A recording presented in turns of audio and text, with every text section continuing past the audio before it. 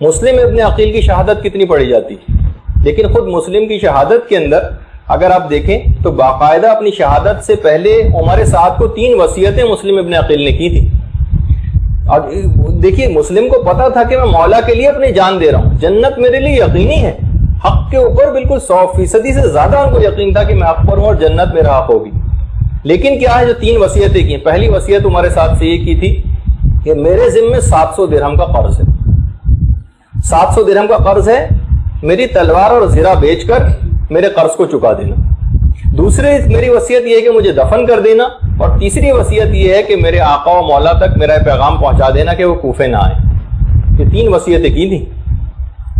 اچھا اب عمر سعد نے کہا اس وقت ذرا کہ اس طرح کے حالات نہیں ہوتے، کہا کہ میں مسلم کے مال سے کوئی سروکار نہیں، صرف زرہ اور تلواری تو ہے، ہم بیچ کے اس کا قرض ادا کر دیں گے، کوئی مسئلہ نہیں. جب ہم اس کو مار ہی دیں گے تو اس کا جسم ہمارے کس کام کا، اس کو دفن بھی کر دیں گے. رہا معاملہ حسین کا تو جب تک وہ ہماری راہ میں مزاحم نہیں ہوتے جب تک ہمیں ان سے بھی کوئی سروکار نہیں. اس کے بعد باقاعدہ مسلم کو لے جایا گیا دارالامارہ پہ، چھت پہ. بکر ابن حمران ایک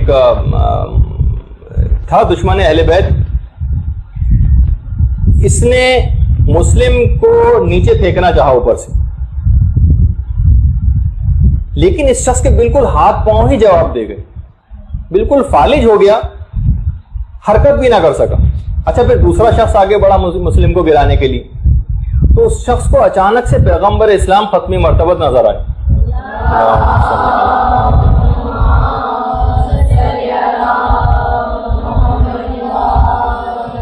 پیغمبر اسلام کو دیکھتے ہوئے شخص اتنا دہشت زدہ ہوا کہ دارالامارہ کی چھت سے گر کے نیچے مر گیا. یہاں تک کہ ایک تیسرا شخص تھا، اس نے مسلم کو وہیں پر شہید کیا چھت پر ہی. اس کے بعد مسلم کے لاشے کو اوپر سے نیچے پھینکا. مسلم کا سر 2 ضربوں سے جدا کیا گیا، لیکن علامہ مجلسی سے فرماتے ہیں کہ ہائے افسوس نواسہ رسول کا سر 12 ضربوں سے جدا کیا گیا. خیر، تو اس میں بھی اس پورے واقعے کے اندر بات یہی تھی کہ خود مسلم اس بات کے لیے بڑے کنسرن تھے اور بہت اس بات کو محسوس کر رہے تھے کہ اگرچہ مجھے شہادت مل رہی ہے لیکن 700 درہم کسی اور کا قرض میرے سر کے اوپر ہے، میں اس کو ادا کیے بغیر کہیں اس دنیا سے نہ چلا جاؤں. شہادت ہونے کے باوجود اس بات کی بڑی انہوں نے خیال رکھا.